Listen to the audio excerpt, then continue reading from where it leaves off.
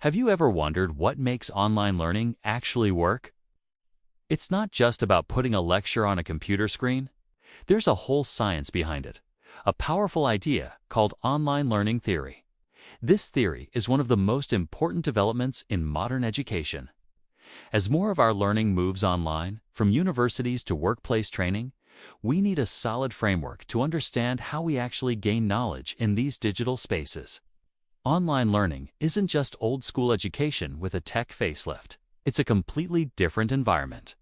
It's shaped by digital tools, flexible schedules, our own autonomy as learners, and how we interact in networks. Online learning theory is fascinating because it doesn't just throw out the old ideas, it builds on them. It takes concepts from behaviorism, cognitivism, and constructivism, and adapts them for a world of connectivity, scale, and digital interaction. It helps us answer the big questions. How do we learn in a virtual classroom? What roles do instructors, our peers, and even the platforms themselves play? And most importantly, how can we design online courses that are truly effective and engaging? In the 21st century, online learning has gone from a niche alternative to a central part of how we learn throughout our lives. So, understanding its theoretical backbone is more critical than ever. To really get online learning theory, we have to look back at its roots, which surprisingly predate the internet by over a century. It all started with distance education. Think of the correspondence courses back in the 1800s, where lessons were mailed back and forth. Pioneers like Charles Weddermere and Michael Moore started to think deeply about what it means to learn when you not in the same room as your teacher. Moore's idea of transactional distance was groundbreaking. He said that distance isn't just about miles, it's a psychological and communication gap. This shifted the focus from a simple delivery problem to a real pedagogical puzzle. Then came the digital turn. The rise of computers and the internet in the late 20th century changed everything. Suddenly we had email, discussion forums, and video calls. This wasn't just one-way delivery anymore. It was about two-way interaction and collaboration. By the early 2000s, it was clear that you couldn't just apply classroom teaching methods online and expect them to work. We needed new theories for this new world. Initially, many saw online learning as a lesser option. But as technology improved and global events pushed for wider adoption, institutions had to take it seriously. This created a surge in research focused on quality, engagement, and fairness in these digital learning spaces. So, what exactly is online learning theory? You can think of it as a collection of frameworks that explain how learning happens in digital networked environments.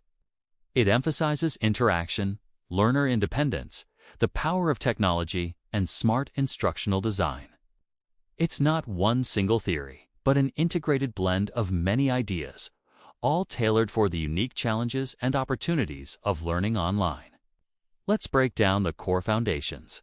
It all starts with behaviorism. Early online learning tools loved behaviorist ideas. Think of computer-assisted drills, practice software, and automated quizzes that give you instant feedback. The idea of immediate reinforcement, where you get a digital pat on the back for a correct answer, comes directly from this school of thought. Badges, points, and completion certificates are all modern versions of this. Next up is the cognitive foundation. This is all about how our brains process information. Richard Mayer's work on multimedia learning is huge here.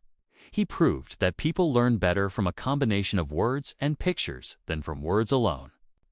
So, online learning theory uses these principles to design content that's easier to understand and doesn't overload our brains, helping us manage our attention and memory in a busy digital environment.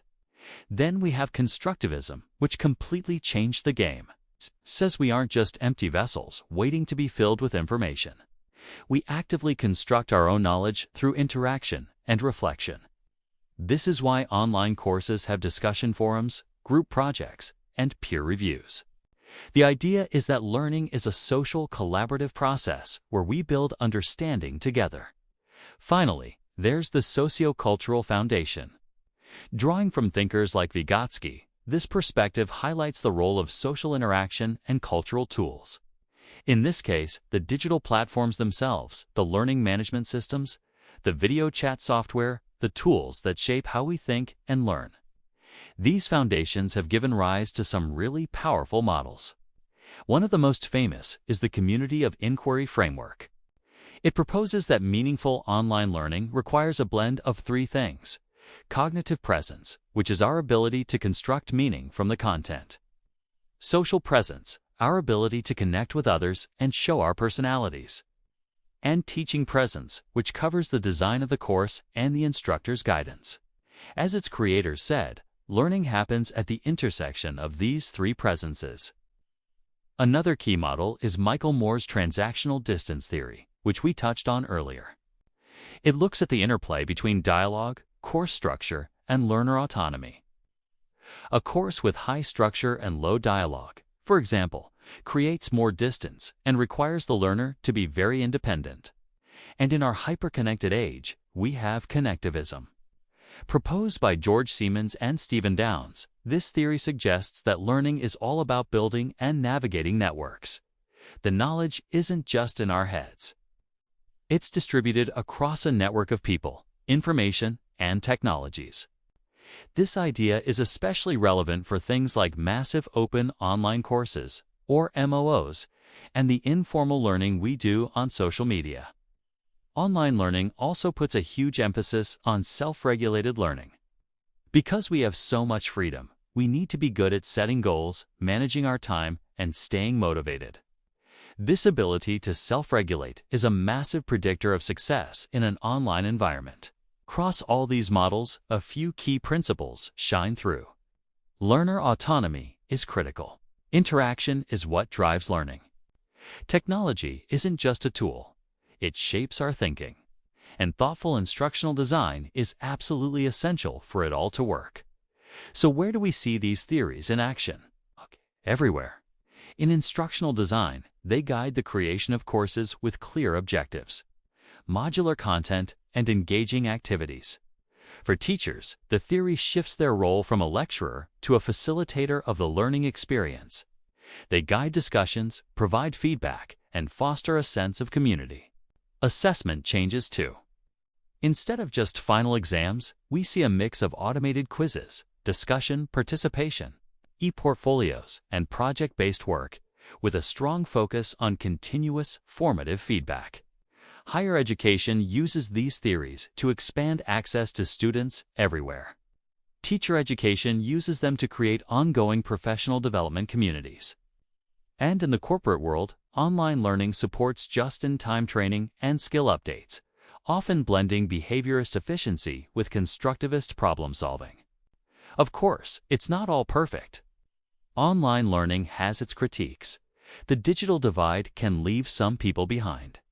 Learners can feel isolated, and dropout rates can be high. There's also the risk of cognitive overload from too much information and an over-reliance on technology. The theory needs to keep evolving to better address these issues of equity and the human side of learning.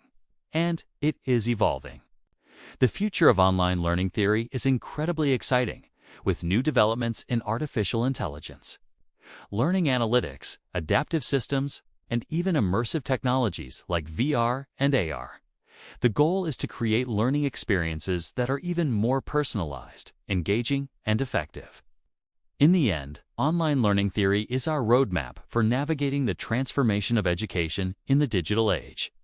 It's a dynamic field that recognizes learning is no longer confined to a single room, but unfolds across a vast network of platforms, communities, and connections. It provides the principles we need to design the future of education, one click at a time. Thanks for watching, and don't forget to like and subscribe for more deep dives into the world of learning.